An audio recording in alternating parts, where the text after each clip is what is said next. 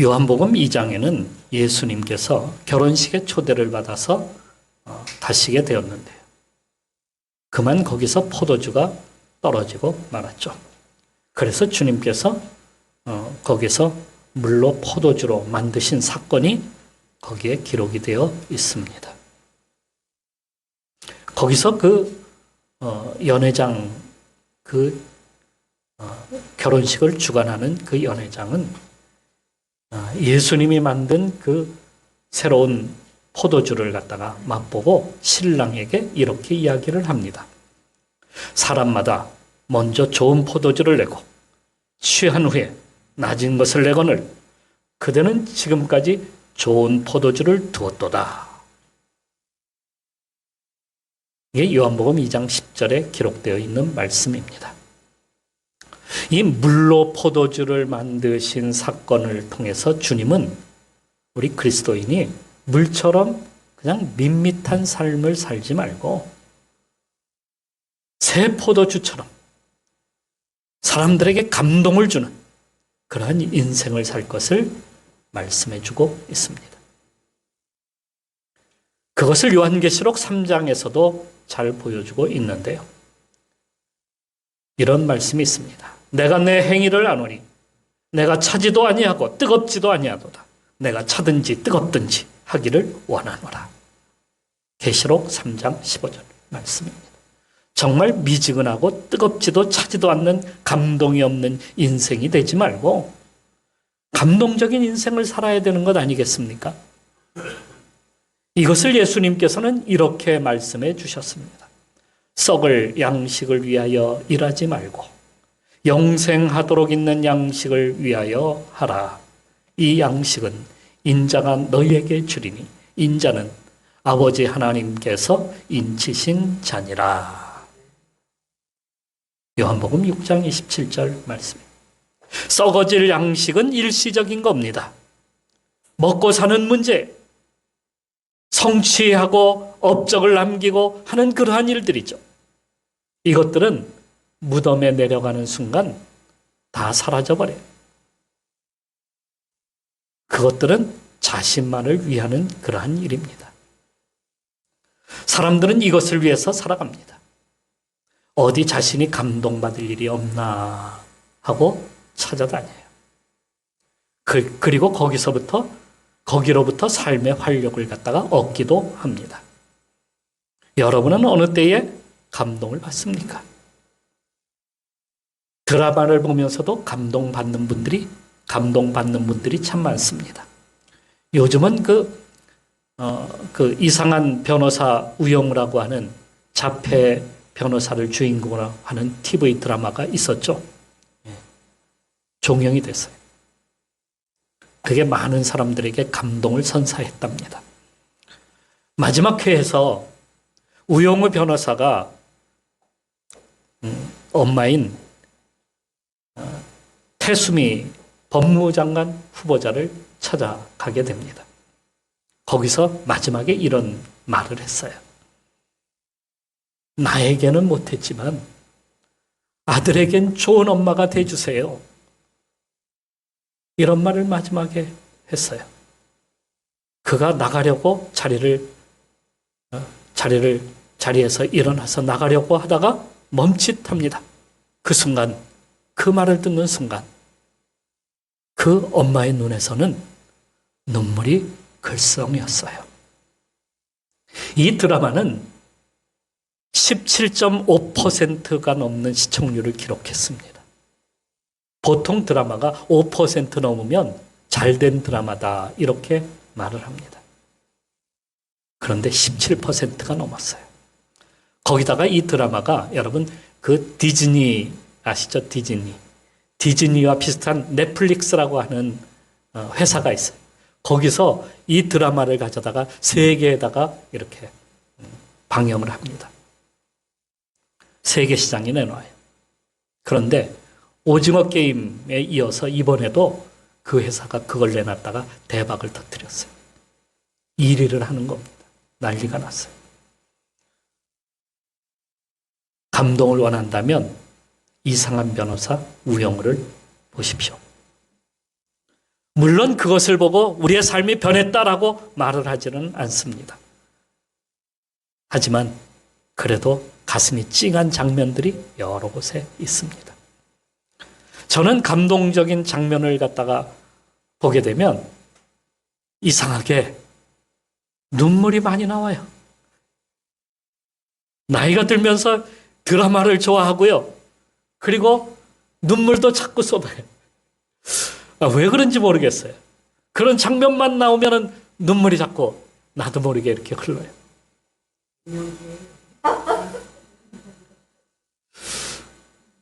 조금만 이라도 가슴이 벅차오르고 눈물이 날 때가 많습니다. 어떤 성도가 한 번은 저를 찾아와서 그러더라고요. 목사님, 저도 가슴이 자꾸 두근거려요. 자주 가슴이 두근거리면 그 감동받는 게 아니고요. 심장에 문제가 있습니다. 그런 분들은 어디로 가야 돼? 병원에 가야 돼. 지난 세기 우리는 정말 감동적인 삶을 경험하면서 살아왔습니다. 공중변소라고 하는 그러한 곳에 살다가 이제는 화장실이 2-3개가 있는 그러한 아파트에서 우리가 살고 있습니다. 감동적이죠. 여름만 되면 음식이 상하는 찬장이라는 것에 음식을 보관했는데 이제는 집집마다 대형 냉장고가 있어가지고 김치 냉장고가 있어서 거기에다가 음식을 보관하는 그러한 시대에 살아가고 있습니다. 정말 감동적입니다. 냇가에서 손빨래 하던 그런 곳에서 세탁기에, 건조기에 모든 것이 자동화가 되어서 다 해줍니다. 연탄가스 맡으면서 어느 때는 병원에 쫓아다닐 때도 있었어요. 그러한 곳이 아니라 이제는 에어컨과 히터가 우리 방을 갖다가 이렇게 시원하게 어느 때는 따뜻하게 만들어 줄 때도 참 많습니다. 그런 방에 우리가 살아가고 있어요. 우리가 목욕을 갖다가 1년에 2-3번밖에 하지 않았는데 명절 때만 목욕했는데 지금은 24시간 따뜻한 물이 나와가지고 언제라도 목욕하는 그러한 집에 살아가고 있습니다. 정말 감동적입니다. 아이들은 석탄난로 위에다가 도시락 올려놓고 밥이 데워질 때를 기다리고 있던 그러한 시대에 전에는 살았는데 지금은 학교 식당에 가면 따뜻한 밥이 영양가 있는 밥을 언제라도 해서 주게 됩니다. 30km 달리는 완행열차 타고 그렇게 달리던 시절이 아니라 이제는 300km 달리는 KTX를 타고 달리는 시대가 되었습니다. 세상은 정말 감동적인 삶을 우리에게 그렇게 선사해 주느라고 빠르게 움직이고 있습니다. 그런데도 사람들은 왜 감동이 없죠? 왜 감동이 없는 삶을 살아가고 있습니까? 그런 감동이 없는 삶을 살다가 주님께로 나온 한 사람이 있습니다. 그가 바로 오늘 성경에 나오는 여리고에 살고 있는 삭개오입니다. 삭개오가 살았던 여리고는 부자들이 다 사는 동네였어요. 부자들만이 살아요, 거기는. 가난한 사람들은 살지도 못해. 부자들만 사는 동네예요. 거기는 종려나무가 많은 종려나무 숲이 있는 도시, 종려나무 도시라고 할 정도로 물과 나무가 풍부했던 그런 낙원과 같은 도시였어요. 헤롯은 여기에다가 휴양지를 지었고요. 나라에 돈이 많은 귀족들이나 제사장이나 권력 있는 그러한 사람들도 이곳에다가 정말 그림 같은 집을 짓고 그곳에서 살았습니다. 삭개오는 세리장이었기에 세금으로 거둔 그러한 것으로 그는 부자가 될 수 있었고 사람들에게는 로마의 앞잡이라고 손가락질 받으면서도 그는 이곳에 와서 정말 멋진 집을 짓고 살았습니다. 그는 부자에다가 힘이 있었던 사람이었습니다. 예수님이 그곳 여리고에 가셨을 때에 대부분 군중들은 예수님께 대하여 별로 관심이 없었습니다. 분명 다른 곳에서는 예수님이 오시면 군중으로 가득했고 거기는 기적과 같은 일들이 막 일어났습니다. 그리고 주님 앞에 주님을 믿겠다고 돌아오는 사람들이 많았습니다. 그런데 여기서는 그렇지 않았어요. 분위기도 싸늘했습니다. 왜 그랬을까요? 기적이 일어나지 않아서일까요? 그렇지 않습니다. 여리고에 막 들어서려고 할 때에 소경이 예수님을 찾아와서 눈을 뜨게 해달라고 간절히 요청할 때에 주님께서 그의 눈을 뜨게 만들어 주셨습니다. 그런 소문은 삽시간에 퍼지는 것 아닙니까? 그런데도 이 여리고 사람들은 별로 관심이 없었습니다. 그들이 모든 것을 다 갖추고 살아가는 부자들이었기 때문입니다. 그들은 예수님이 하는 일에 대하여 별로 관심을 갖지 않았던 겁니다. 요한복음 1장에 나다나엘이라고 하는 제자를 부르는 사건이 나옵니다. 나다나엘의 친구인 빌립이 먼저 가서 그에게 내가 모세와 선지자들이 예언한 그의 나사렛 예수를 만났어 라고 이렇게 말을 하자 나다나엘이 하는 말이 있었습니다. 그는 이렇게 이야기했어요. 아니, 나사렛에서도 선한 것이 날 수 있어? 이는 나사렛이라는 시골 동네에서는 우리를 감히 감동할 만한 그러한 일들이 일어나지 않는다라고 아예 단정을 하는 그러한 말입니다. 여리고 사람들도 아니 나사렛에서 온 그 시골에서 온 그 사람이 뭐가 대단해? 거기서 뭐가 일어나겠어? 이런 생각을 가진 것이 분명합니다. 이런 교만한 마음으로 가득한 사람들이기 때문에 예수님께 마음을 열려고 하지를 않았던 겁니다. 그래서 사실 여리고에서 예수님을 따르고 구원받았다라고 하는 사람이 없어요. 누구밖에? 삭개오밖에 없어요. 네, 여러분, 주님께서 이곳에 와서 우리를 부르실 때에 정말 우리도 냉랭해서는 안 돼요. 삭개오처럼 마음을 열어야 돼요. 마음을 열지 않으면 일이 일어나지를 않아요.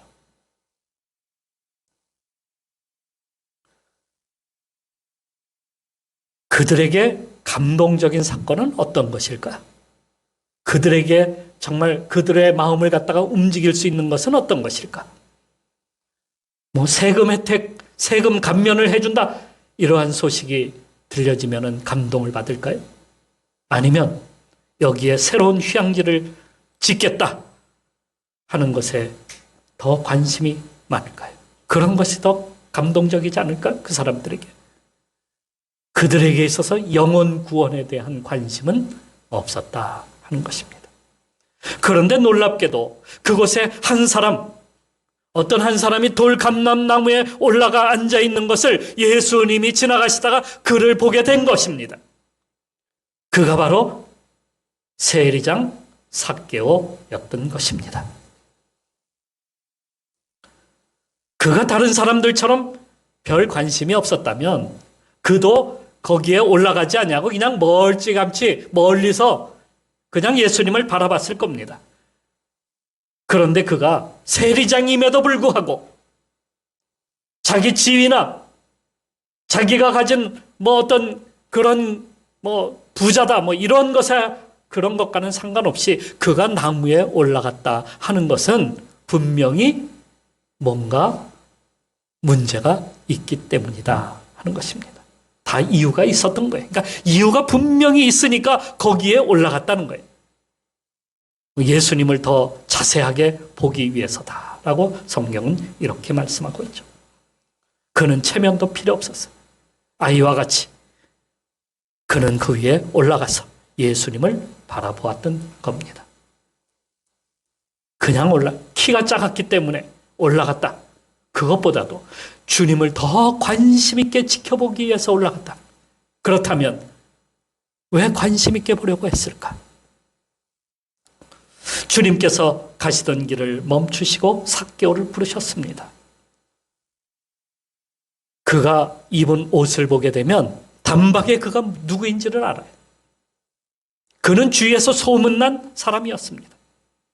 자신은 잘 알는지는 모르겠지만은 그는 자기만을 갖다가 사랑하고 자기만을 아는 그러한 악명 높은 매국노였습니다. 사람들은 수군거렸어요. 그럼 그렇지. 그가 소문대로 죄인과 부자들만 찾아다닌다니까. 그런데 주님은 그걸 보지 않으셨어요. 그에게 어떤 문제가 있을 거다. 이걸 보신 거예요.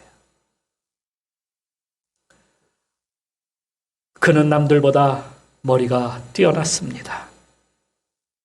또 열심히 노력한 결과 세리 중에서도 으뜸인 세리장이라고 하는 직책을 갖다가 얻었어요.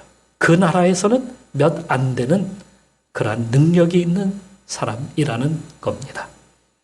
하지만 그는 키가 작았고 몸이 뚱뚱했기 때문에 사람들은 그를 욕심 많은 돼지, 매국노, 돼지라는 말을 잘 안 썼어요. 왜냐하면 돼지가 부정한 짐승이니까. 그런데 그를 그렇게 불렀어요. 그를 손가락질하면서 죄인이라고 불렀습니다. 돈은 많아서 부자였고 세리장이라는 그러한 직책으로 힘도 가지고 있었습니다. 그렇다고 그게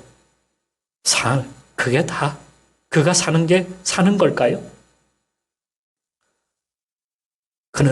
그에게는 사람이 따르지 않았어요. 하루하루가 사람들에게 욕을 먹으면서 살아가는 정말 힘겨운 삶을 살아가는 사람이었습니다. 그런데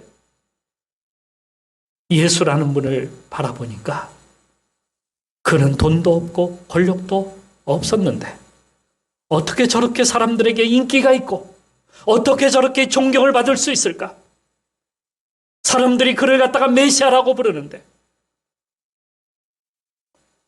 나는 거기에 비하면 어떻게 저런 삶을 조금이라도 따라가지 못하는, 어떻게 저런 멋진 삶을 살아갈 수 있을까?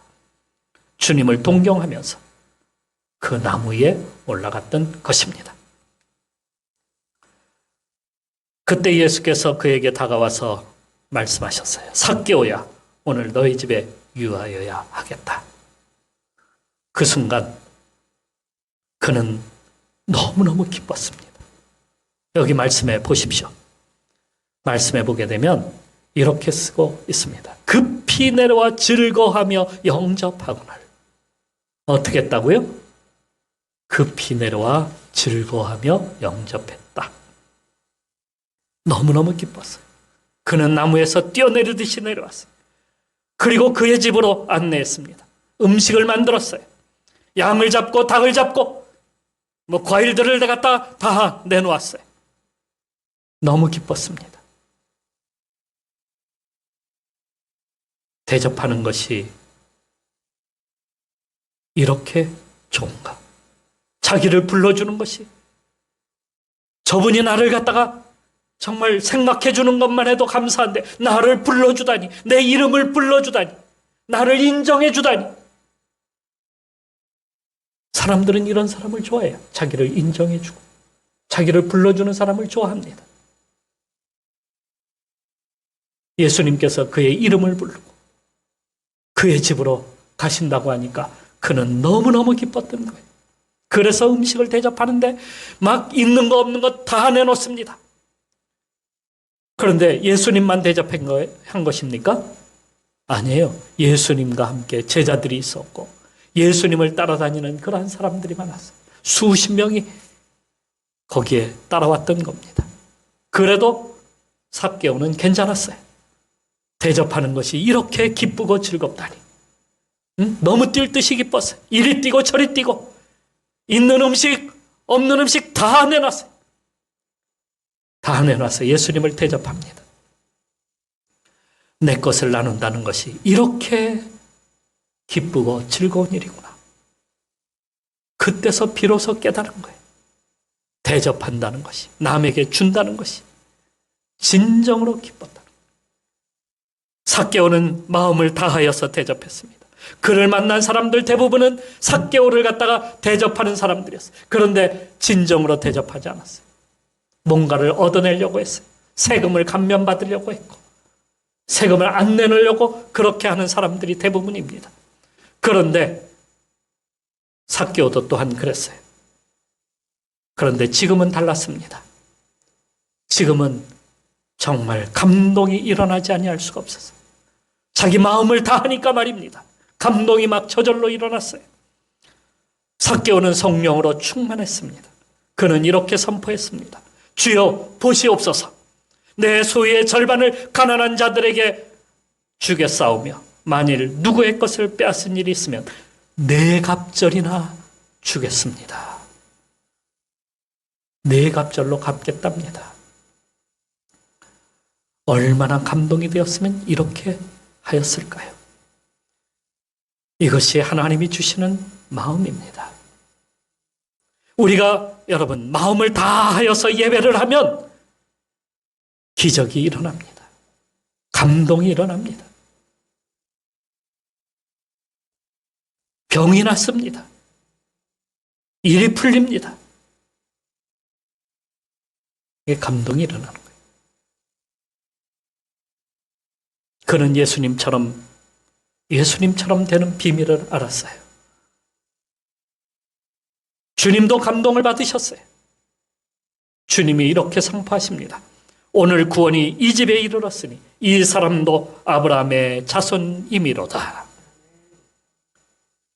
삭개오가 구원을 받은 겁니다. 그의 집은 성령의 감동으로 충만했어요. 지금까지 우리가 감동하지 못하는 데는 어디에 있습니까? 받기만 하려고 하니까요. 되지 않습니다. 내가 받으려고 하니까. 내 것으로 채우려고 하니까. 감동이 일어나지 않는 거예요.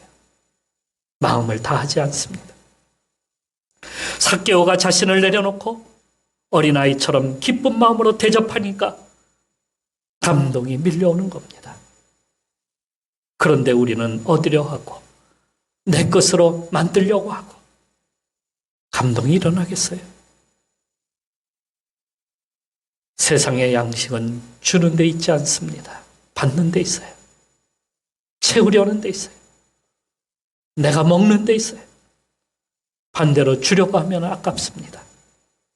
그런데 하늘 양식은 그렇지 않습니다. 주는 데 있어요. 주님이 세상에 오신 것은 자신을 내어서 모든 사람들에게 내어주시기 위함입니다. 어떤 분은 주일날 교회에 와서 팔짱 끼고 앉아서 예배하면서 목사님 오늘 나를 감동시켜 보세요. 이렇게 말을 합니다. 절대로 감동이 일어나지 않습니다. 왜요?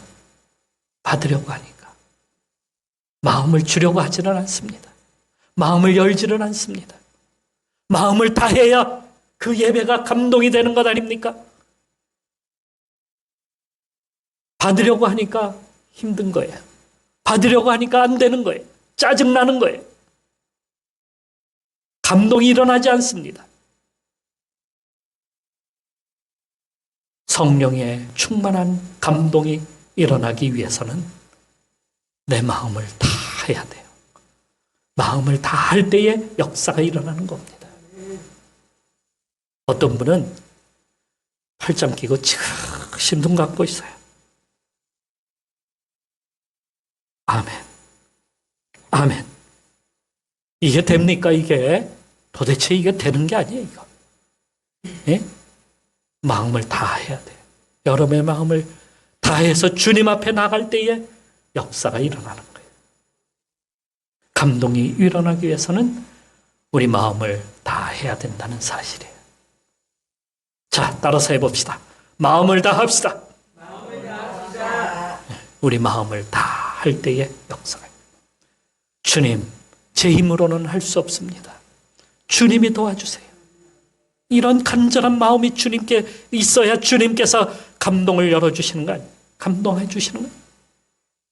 겸손히 나를 갖다가 내려놔야 돼요. 내가 누구인데? 안 돼. 내가 세리장인데 감히 나에게 와서 이러면 감동이 일어나겠어요? 주님 앞에 겸손하게 서야 돼요. 그리고 우리가 세상으로 나가서 이 감동을 가지고 세상 사람들에게 주는 삶을 살아야 감동이 유지가 되죠. 그러면 우리 인생은 감동의 삶을 살아가게 되는 거예요. 예수님이 가시는 곳마다 감동의 역사가 일어났습니다. 한 번은 시돈 지방에 가신 적이 있었어요. 그곳에서 한 여인이 예수님께 달려나왔어요. 자기의 딸이 귀신 들렸다고 고쳐달라는 것이었습니다. 그때 주님께서 이상한 말씀을 하셨어요. 어찌 자녀에게 줄 떡을 취하여 개들에게 던진단 말인가? 이 말을 이방 여인이 들었어요. 아니, 유대인이면 유대인이지, 나를 무시해도 그렇게 무시할 수 있어? 내가 누군데? 감히 나한테 그런 말을 해? 그냥 갈 겁니다. 그런데 이상하게 이 여인이 이렇게 말을 했어요. 맞습니다, 주님. 하지만 개들도 제 주인의 상에서 떨어지는 부스러기를 먹지 않습니까? 이 말씀을 들으신 주님의 가슴이 찡한 그런 마음이 올라왔어요. 주님이 감동이 되신 거예요. 주님이 감동이 되시면 어떻게 되겠어요? 역사가 일어나는 거지 뭐. 그죠? 예? 주님께서 이렇게 말씀하셨어요. 여자여, 내 믿음이 크도다. 내 소원대로 되리라. 자신을 겸손하게 내려놓고 주님 앞에 나왔을 때에 주님께서 이러한 역사를 갖다가 일으켜 주셨습니다. 감동이 넘치는 인생이 되기를 원하십니까? 그러면 먼저 나를 내려놓으십시오. 그리고 주님 앞에 그 십자가 앞에 서십시오. 기도할 때도 그렇습니다.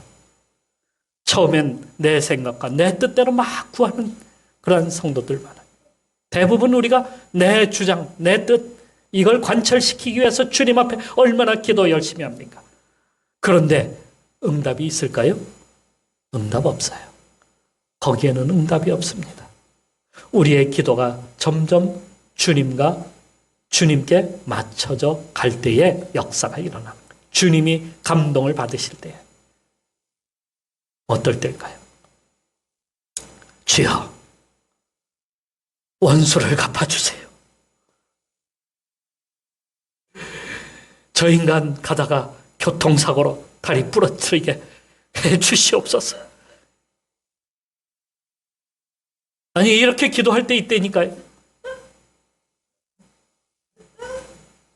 그런데 정말 가다가 다리가 부러질까? 그런 일이 일어나지 않아요. 그런데 그렇게 기도하던 사람이 점점 어디에다가 맞춰지게 되냐면, 하나님, 저 인간 불쌍해 죽겠습니다. 저 불쌍한 인간 하나님을 알고 주님 앞에 돌아오게 해주세요. 주님이 감동 받으실까? 안 감동 받으실까요? 주님께서도 감동 받으셔요. 그럼 역사가 일어나는 거죠. 우리 기도가 이렇게 되기를 바랍니다. 그러면 내 마음이 감동이 되어서 용서가 저절로 일어나. 그래서 용서하게 돼. 사랑하게 돼. 감동받은 사람은요, 용서하는 사람이 되는 거예요.